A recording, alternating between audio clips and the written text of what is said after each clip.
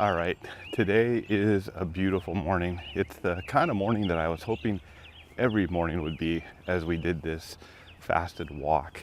And today, I want to tell you that we're coming up on a week. I'm not sure if we'll go a little bit longer or not, but we're doing good.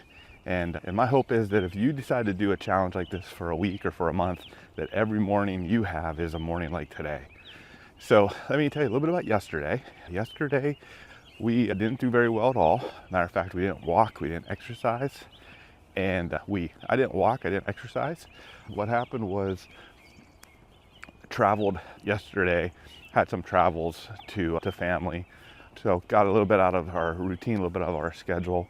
Wasn't able to get everything done the way we wanted to yesterday, and had at least 4 hours of travel time included in our day, as well as spending some really good quality time with family. So that was a little bit of a hiccup in our process here, but that's life, right? Life happens, and you have to learn how to deal with life. It's interesting. I mentioned earlier on a video about bowling, and I was thinking there is a little bit of a lesson here that I can bring from bowling to the fasted walking. One of the things that I've really learned and appreciated as I watch some really good bowlers, and don't get it twisted, I'm not a really good bowler, but I've been trying to learn from them. And one of the things is that they don't strike every time. They don't get a strike every time they bowl.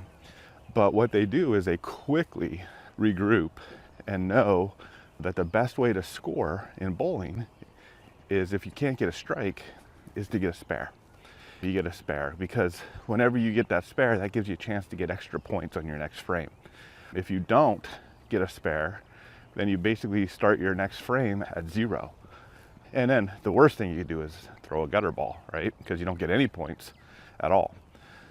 So I think sometimes when we're doing our fasted walking plan, when we're doing our exercise plan, when we're doing our diet plans, we often put ourselves in these all or nothing positions. It's gonna be perfect, or it's not gonna be anything at all.